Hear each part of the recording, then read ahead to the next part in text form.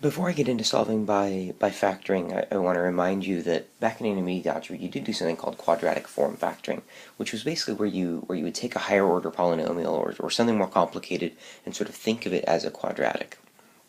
Right? So for a problem like this one where we have 2x to the fourth minus 5x squared minus 3 equals 0, this is a review problem, you might have seen this problem as 2 times x squared squared minus 5 times x squared minus 3 equals 0.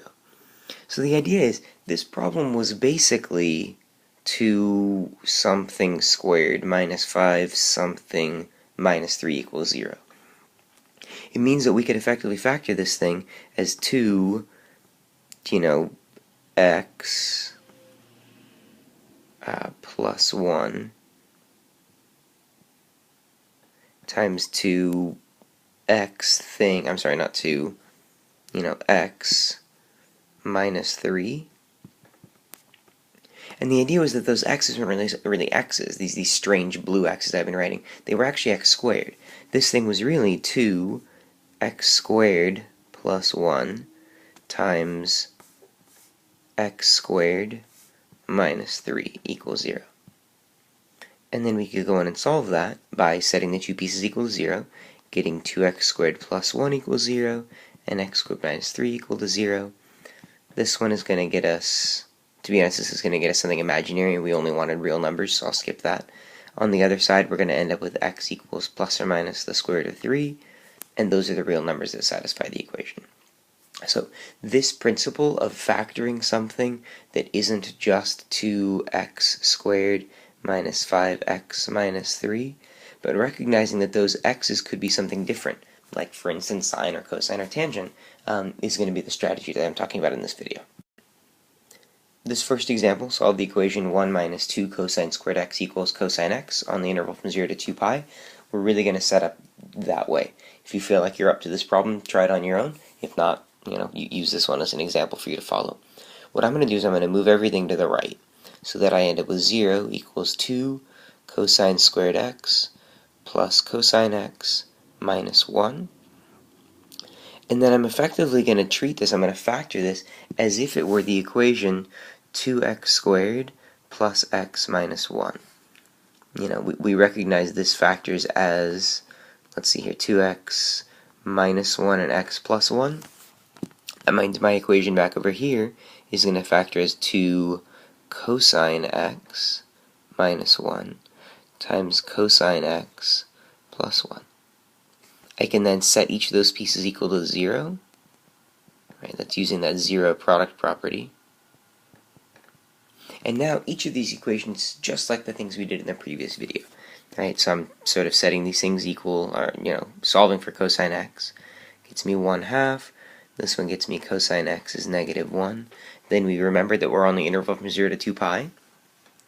So let's see here, when I do the inverse cosine of 1/2, you think about your unit circle, that happens here and here.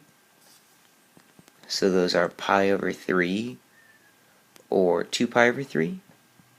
Those are both on my interval, so yay, I get to use both of those. For the other one where cosine x is -1, that's back here, which means x is pi, and that's my other solution. This equation had 3 solutions on the interval. We found all 3 of them. So this next equation, solve the equation tangent squared x equals negative tangent x.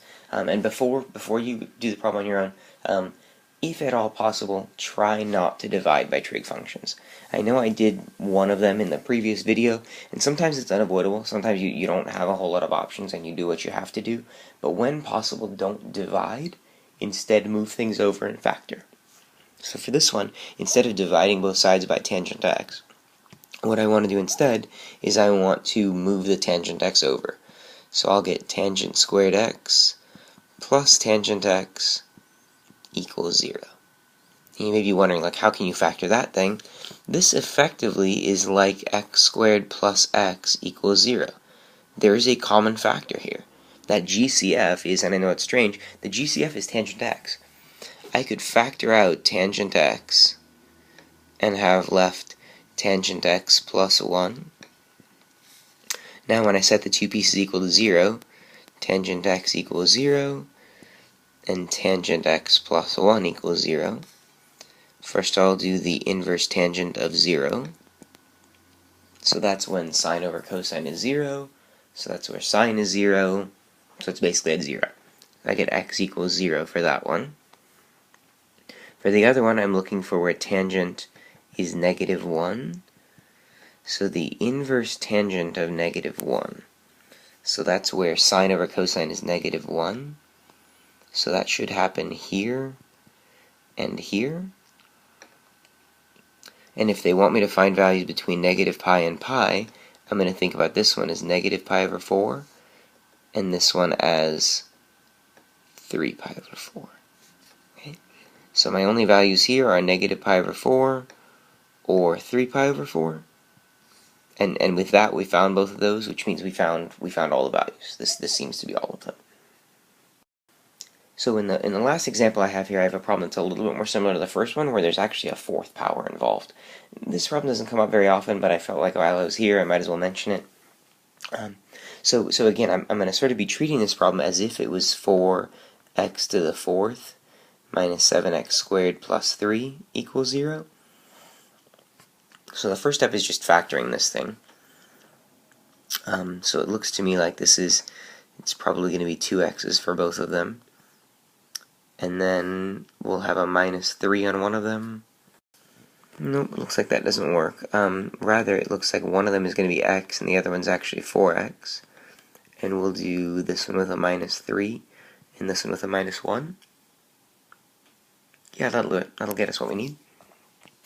So now we'll bring this back to our problem, right? This is going to give me sine squared x minus 1 times 4 sine squared x minus 3 equals 0. So setting both parts equal to 0, I'll get sine squared x, and I'm going to save a step by moving this over. Sine squared x equals 1. And on the other one, effectively sine squared x equals 3/4. Okay? So then I can square root. I can get not sine squared, but rather sine x equals plus or minus 1. And for this one, sine x equals plus or minus square root of 3 over 2. Okay? So now, in this one, I've got sine x, we almost have 4 separate equations. Sine x equals 1, sine x equals negative 1, then sine x equals root 3 over 2, and finally sine x equals negative root 3 over 2. And I'm going to save a little bit of time in the video by not actually writing out the inverse trig things, but we'll just sort of mentally consider those things. That was a negative square root of 3 over 2. So now, where is sine 1? Sine is 1 at pi over 2. And that does fit on the interval, so that one works. Next, where is sine negative 1? Sine is negative 1 at either negative pi over 2 or 3 pi over 2. It's sort of the down angle. That's never going to be between 0 and pi. So this one is not going to give us a solution on the interval. Right. Next up is where is the sine root 3 over 2? So root 3 over 2 is going to be like these angles here. And interestingly, both of those fit onto this interval. So this is going to yield both pi over 3 or also 2 pi over 3. And then the last one that we have is negative root 3 over 2. Those angles are down here, and those angles are never going to be on the interval between 0 and pi, so this one is also not going to yield any solutions for us. So all the solutions that we find are the pi over 2, the pi over 3, and the 2 pi over 3. Okay? And that's it. These are the 3 examples we have for these. So we'll go on to one other video.